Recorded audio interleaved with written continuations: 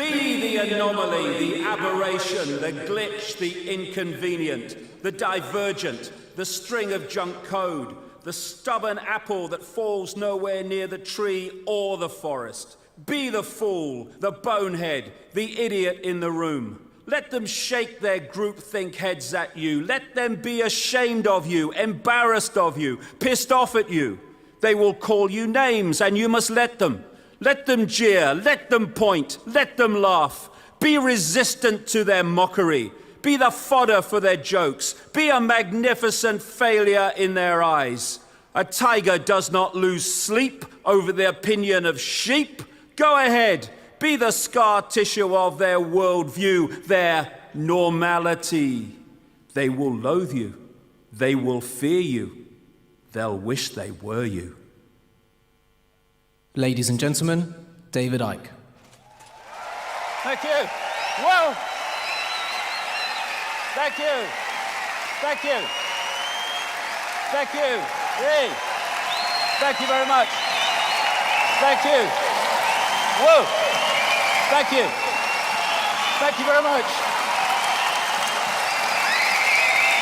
Thank you.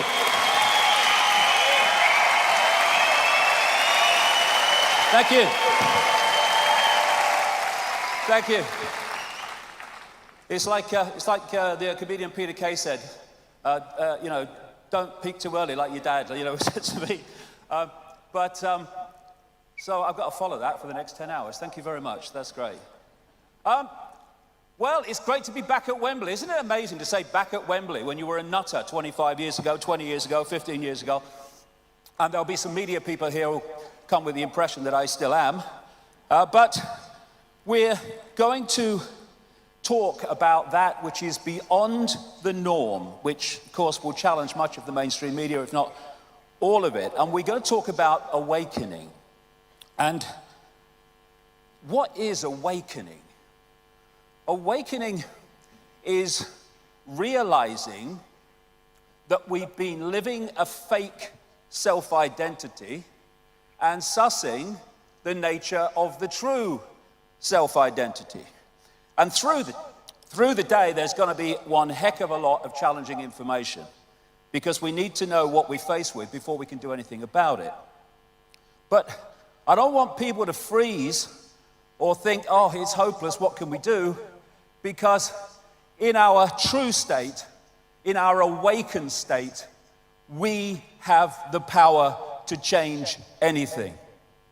We have got into this situation by realizing or not realizing the power we have, by not realizing the true nature of who we are. And we can and we will paint another picture in this generations and generations to come. We will paint another picture.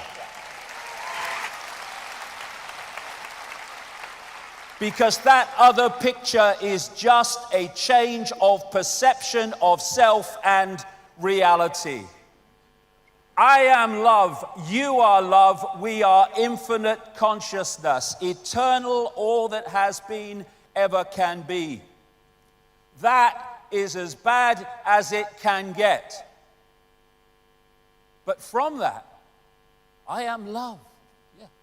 You are love. Yeah. We are infinite consciousness. Yeah. The next question comes, what the bloody hell happened? What happened?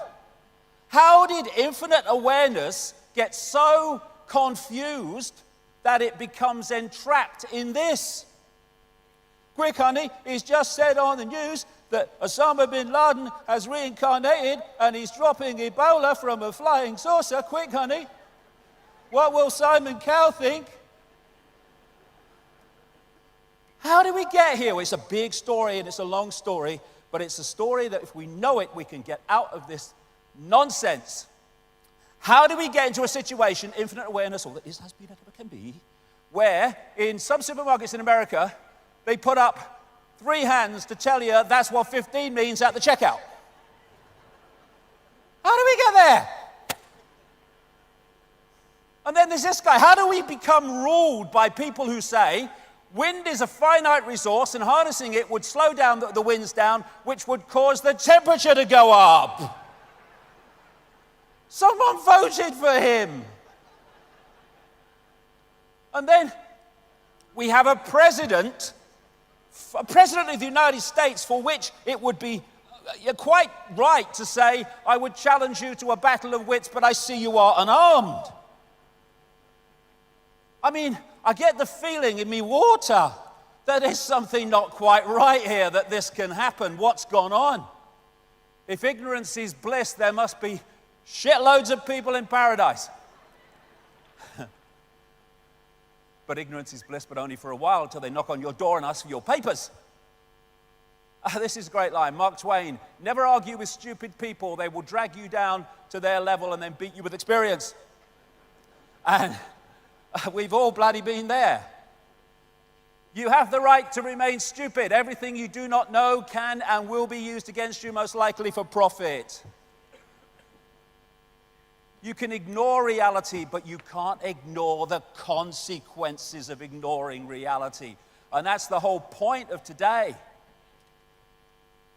A nation of sheep will soon have a government of wolves.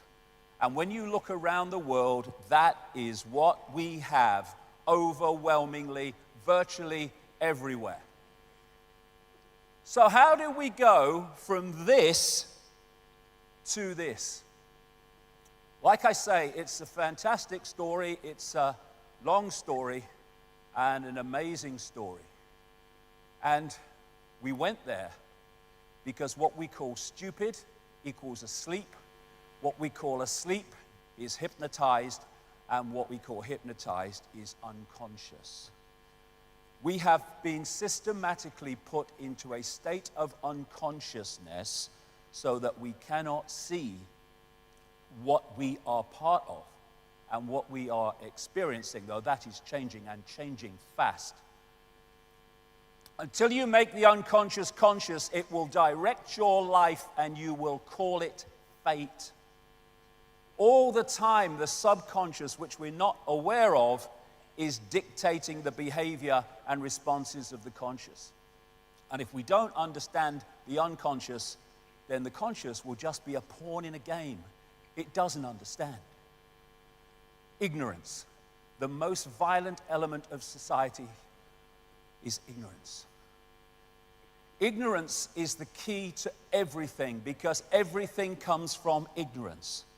What we will challenge, what we will accept, what we will respond to, what we will ignore, all comes from ignorance. What we will support and what we won't. And the idea from cradle to grave is to keep us in that state of ignorance. State schooling is stage one. Actually, it's stage two. Parents putting their programming onto their children before school is stage one if their parents are in that state of mind. But this is the first major program. State schooling decoded. It seems so complex, but all it means is that we're here to program your perceptions throughout your formative years so the state controls your mind for the rest of your life. End of story. And we call it education and learning about the world. No, it's learning about the world that in power wishes us to believe in. And here we go from school and we go into this free society. I'm free, I can do what I like. Go to work, get married, have children, act normal, walk on the pavement, watch TV, obey the law, save for your old age, then repeat after me, I am free. And we keep having to say we're free, and in America they keep having to tell the people they're free every 5 minutes because they might otherwise suss that they're not. Slavery was never abolished. It was only extended to include everyone. And yet people go so out of their way to convince themselves they're not in a state of slavery. This is slavery. But this could be an office where you have to be every morning at 9 o'clock. Otherwise you don't earn the money to survive another month. I mean, spot the bloody difference. apart from the fact the chickens can't go home at night and watch Simon Bloody Cow, I don't see a lot. Slavery, it works better when you don't tell them, because then you get no response to the fact that they're slaves because they don't think they are. First stage of disconnecting from slavery, realize you're in a state of slavery. Then you know what to disconnect from. This is great, George Carlin. Oh, you hate your job? Why do you say so? There's a support group for that. It's called Everybody, and they meet at the bar. And that's not true of everybody, but the vast majority of people every morning around the world get up out of bed, if they have one, and go to do something they'd really rather not do, but they got to pay the rent, so they got to do it. They're pissing on us, and we say it's raining. No, we're free. We're free. I've got to vote every 4 years to vote for different masks on the same face. It's ever so free. Leonardo da Vinci. There are 3 classes of people: those who see when they are shown, those who do not see. And this system we call life is designed, again from cradle to grave, to make sure as many people do not see. And that's what I call the perception deception. Call my last book Perception Deception. I can't think of 2 words together that sum up our situation more than that. Because when there's a few controlling the many, you can't do it physically. You can do it physically in a small area. You can't do it physically across the world. You have to program the perception of the people so that they see the world the way that suits you. And from perception, again, comes everything. What I will challenge, what I will support, all of it. What I will see as good, bad, moral, immoral, all of it comes from perception, the point of perception. And that is the stadium on which the control of humanity is played out minute by minute. And it's even in their own quotes. These are 3 major CIA people.